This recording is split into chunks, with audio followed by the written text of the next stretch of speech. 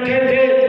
हरियाणा सरकार ने चिंता करके उनके खाते में 5-5 हजार रुपया पहुंचाने का कोरोना काल घर के अंदर भी कार्य किया है।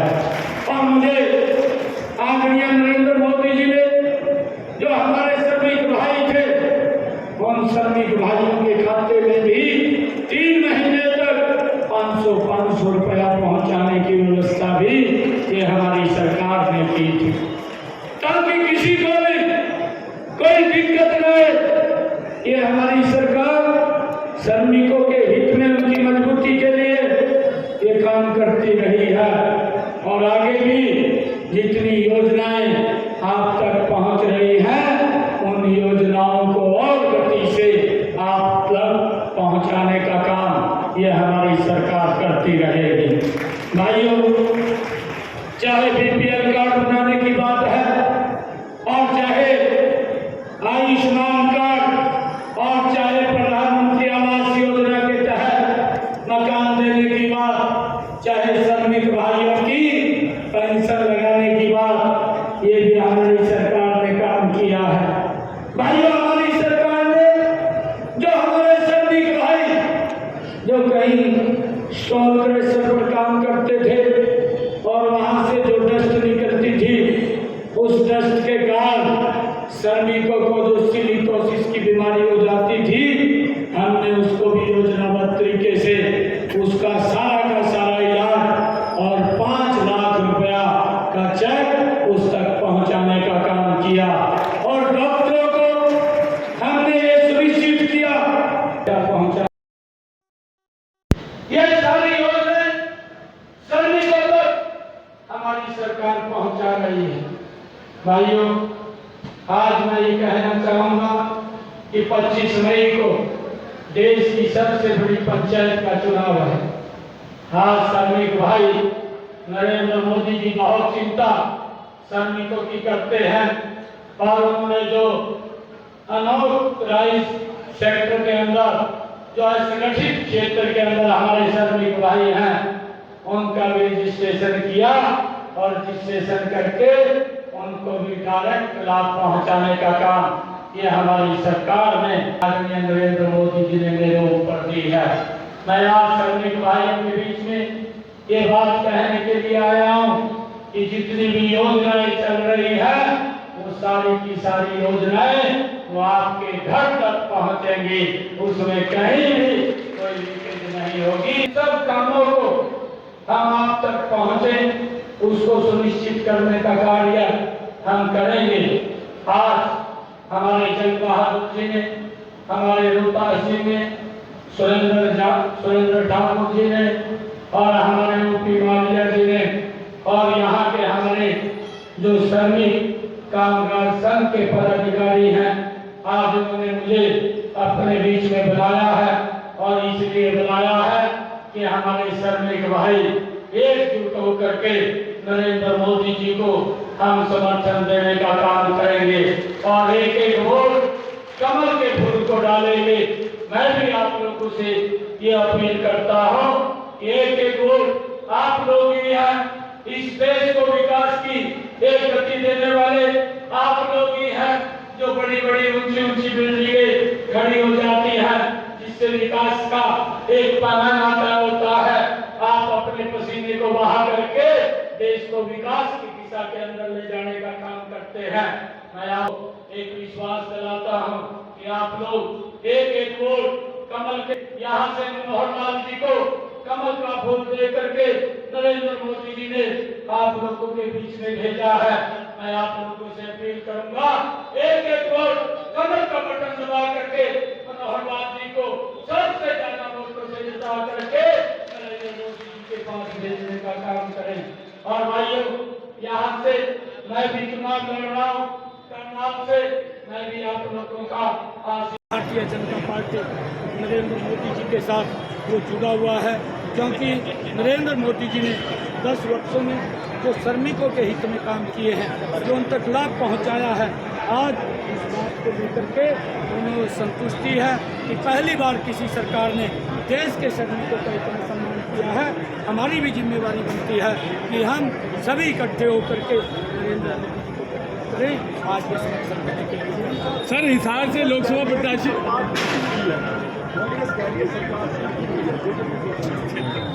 उनके खिलाफ चुनाव आयोग में शिकायत दर्ज हुई है कि उन्होंने चुनाव आयोग को गलत जानकारी प्राप्त करवाई है।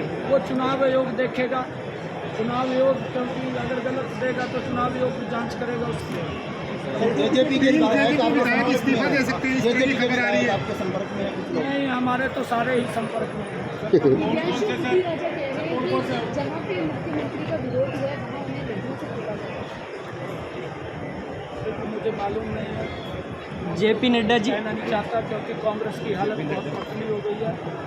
कांग्रेस के निश्चय जमीन नहीं है, उनके कार्यक्रम उनके प्रत्याशियों के कार्यक्रम नहीं हो रहे हैं और बहुत कम वोटों से उनको जमानत बचाने के लिए कांग्रेस को लाले पड़े हुए हैं, क्योंकि कांग्रेस भ्रष्टाचारी पार्टी है। कांग्रेस के अंदर लोग ताड़ी तोड़ते हैं, ये झूठे वादे करती है, झूठे वादे करके लोगों को भड़काने का काम करती है। लोग इनकी चालों को समझ चुके हैं कि ये झूठ बोल करके वोट लेते हैं और भिक्षुकों का शोषण करते हैं और इनके लोग मुँह नहीं लगा रहे हैं और जब मुँह नहीं लगा रहे तो समय हमारे साथ जुड़ने जा रहे हैं पूर्व सरपंच बिट्टू राणा जी हैं और उनसे जानकारी लेंगे। आज सर मजदूर सम्मान समारोह में माननीय मुख्यमंत्री जी पहुंचे थे, क्या कुछ कार्यक्रम रहा और क्या नज़रिया है आपका? क्या सभी जो प्रदेश स्तर से पहुंचे थे मजदूर, क्या कुछ रहा अभी? सबसे पहले तो मैं आपके चैनल का धन्यवाद करता हूं।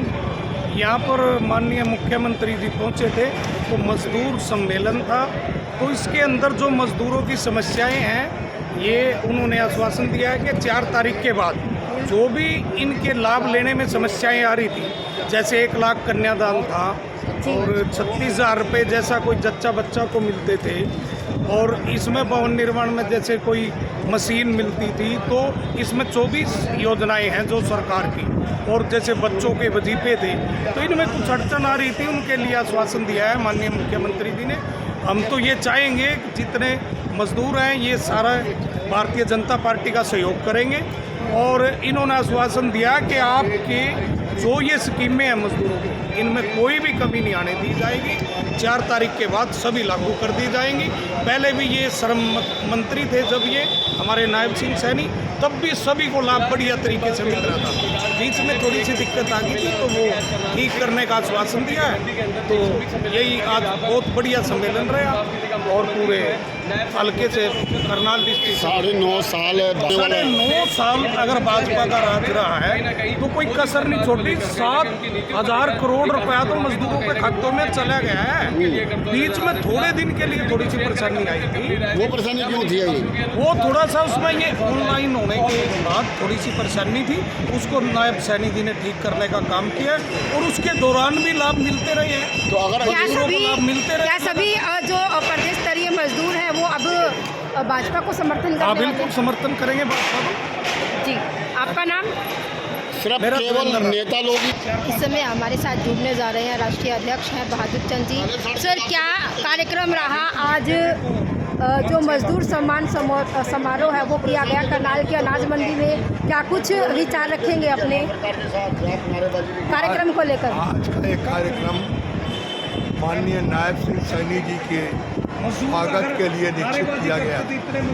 हमारी सोच है कि देश में प्रधानमंत्री श्रीमान नरेंद्र मोदी जी जिस तरह का कार्य कर रहे हैं और दुनिया में आज देश का नाम हो रहा है, वो फिर बने रहें। और ऐसे ही माननीय नायब सिंह सैनी जी जो मजदूरों के मसीहा हैं, जिन्होंने मजदूरों के लिए काम किया है, वो पुनः मुख्यमंत्री बने, उसके लिए हमने मजदूरों में एक संदेश दिया है।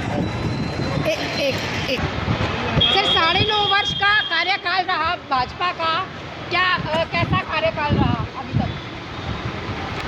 कुल मिला जुला करके पिछली सरकारों से ठीक था और ख़ास तौर से मजदूरों के लिए जो पंजीकृत मजदूर था उसके लिए इस सरकार ने बहुत काम किया है। उदाहरण के लिए हुड्डा जी के समय में 10 साल में 19,000 लोगों का पंजीकरण हुआ और इनके 5 साल के बीच में 4.5 लाख मजदूरों का पंजीकृत हुआ। उन्होंने कुल 10 साल में मजदूरों को 27 करोड़ रुपया बांटा और इन्होंने 3 साल के अंदर 700 करोड़ रुपया मजदूरों को बांटा। ये अंतर था। अब मजदूर वर्ग भी समर्थन कर रहा है भाजपा को। मजदूर वर्ग पूरा समर्थन करेगा भाजपा को पूरी सर तरह। आपका क्या कुछ कहना है आज के कार्यक्रम को लेकर के? आज का जो कार्यक्रम हुआ, हम जैसे मजदूरों के पास गए, मजदूरों के अंदर इतनी उत्साह थी नायब सिंह सैनी को सुनने की, क्योंकि पहले इसमें श्रम मंत्री थे। उस टाइम इन्होंने पूरे मजदूरों को लाभ दिलाने में, सहायता करने में बहुत मदद किया। और उसमें जैसे सरकार से खुश हैं। और नायब सिंह सैनी जी जब से मुख्यमंत्री बने हैं, बीसी समाज और सभी 36 बरादरी के मजदूर खुश हैं। और आने वाले समय में बीजेपी की सरकार बनेगी और नायब सिंह सैनी करनाल विधानसभा से बहुत अच्छी मतों से जीतेंगे। और इसमें अभी किसी चीज़ की कोई किसी के साथ टक्कर नहीं है।